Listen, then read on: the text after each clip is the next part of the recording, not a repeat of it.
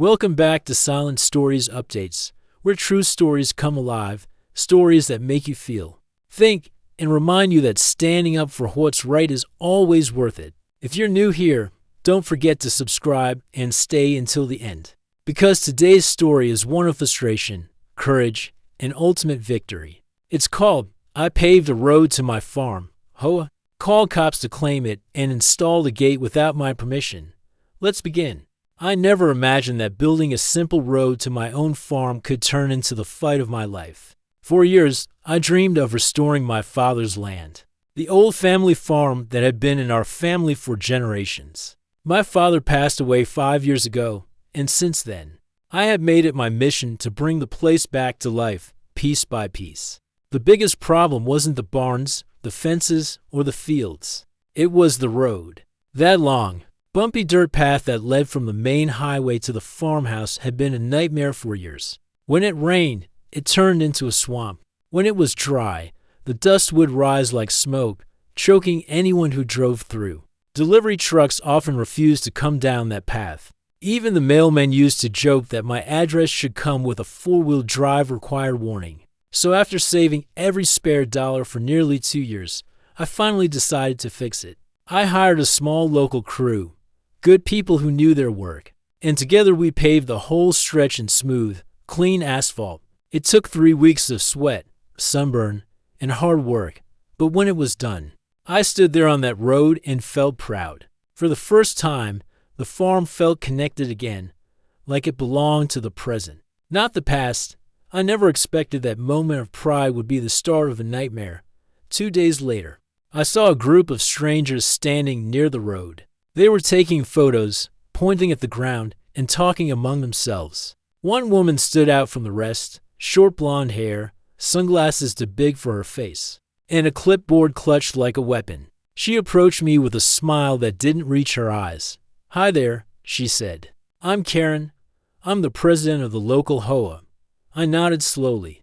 "All right, can I help you?" "Well," she said, tapping her clipboard, "we've received reports about some unauthorized construction near our community boundaries. This new road, it looks wonderful, by the way, but we need to discuss compliance and approval." "Approval?" I asked, confused. "Ma'am, this road is on my property. I didn't build into your neighborhood." She laughed softly, the kind of laugh people give when they think they're smarter than you. "Actually, the HOA has authority over shared access routes in this area. This road could fall under our maintenance regulations." I stared at her, trying to process what she was saying. "This is my private property. I have the deed, the permits, everything. You don't have any authority here." Her smile faded. "We'll see about that," she said, turning away with that smug confidence only an HOA president could have. I brushed it off, thinking it was just talk.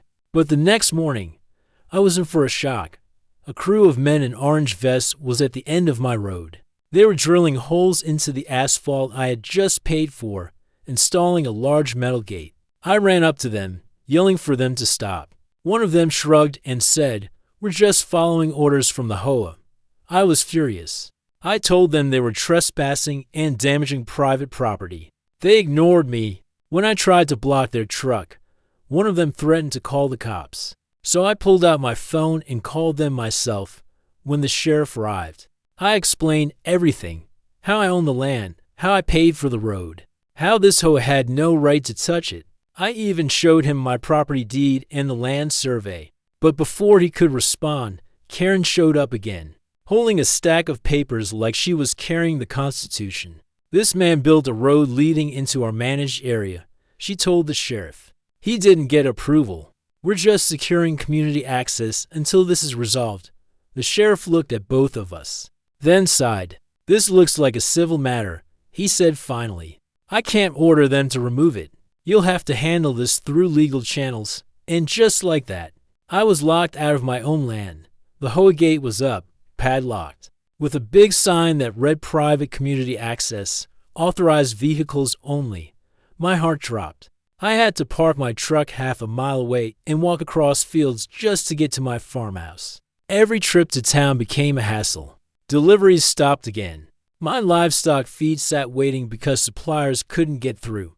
I tried calling the HOA office. No one would help. Every time I mentioned my name, the tone on the other end would change. They told me to submit a formal complaint or attend the next board meeting. When the meeting day came, I showed up with every document I could find. The moment I walked in, I felt the room turn cold. People whispered, exchanged glances, and Karen sat at the front like she owned the place. When it was finally my turn to speak, I laid out everything. This road is entirely within my property. You had no right to build that gate. You're trespassing and blocking access to my land. Karen leaned back and gave that same smirk. Our community guidelines state that any road connecting to HOA-managed areas must meet our standards. Since you didn't consult us, we've assumed responsibility for maintenance and regulation. Consider it a community improvement. Improvement? I said, trying not to lose my temper. You're calling it an improvement to block me out of my own property? Her smirk widened. We're protecting the neighborhood. That's when I realized it wasn't about safety. It was about control. They wanted to extend their reach, to make me another name on their list. I left that meeting boiling with anger, but also determined. I wasn't going to let them take what my father built, what I worked so hard to restore. I found a local attorney named Mark, someone who had a reputation for standing up to HOA letters. After reviewing my paperwork, he smiled and said, "They messed up big time. The road doesn't cross their boundary at all. You have a clear case." We sent a cease and desist letter demanding they remove the gate and pay for damages. They ignored it, so we took them to court. When the court date came, I was nervous but ready. Karen arrived dressed like she was going to a gala, with 2 lawyers beside her and a row of HOA board members sitting behind. She looked confident, but when my attorney presented the survey maps and property documents, the truth hit like a hammer. The road was 100% inside my property line. The HOA had no easement, no jurisdiction, and no right to touch it. Karen tried to argue that the road benefited the community and should fall under HOA oversight, but the judge didn't buy it. His words still echo in my mind. This homeowners association has unlawfully obstructed access to private property. The gate must be removed immediately, and all repair costs are to be paid by the HOA. I almost couldn't believe it. Months of stress, humiliation, and anger finally justified. The next week, I drove to the entrance of my road and watched as workers dismantled the gate. The sound of metal scraping against asphalt felt like freedom. I watched them pull every piece out of the ground. When they finally removed the last bolt, I drove my truck through, slow and steady, like reclaiming what was always mine. For the first time in months, I drove home without stopping, without barriers, without feeling like I was trespassing on my own land. And the story didn't end there.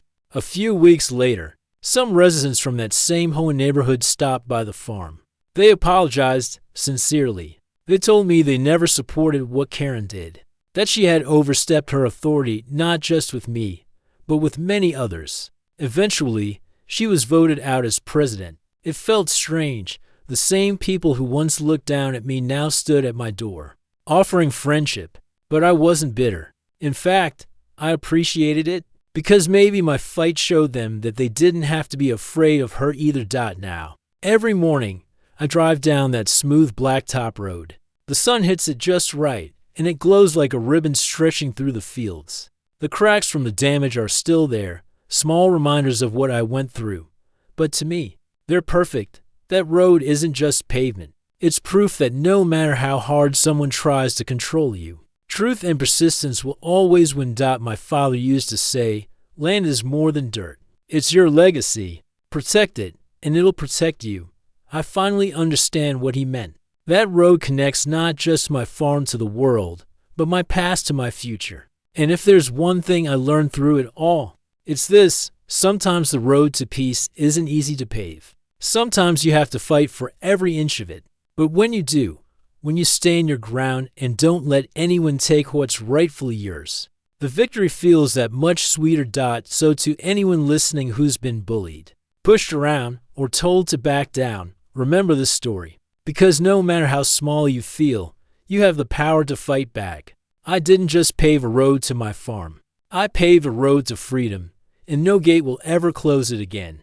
Thank you for watching today's story on Silent Stories Updates. If you found this story inspiring, don't forget to like, subscribe, and share it with someone who needs a reminder that standing your ground can change everything. Until next time, keep believing, keep fighting, and never let anyone take what's rightfully yours.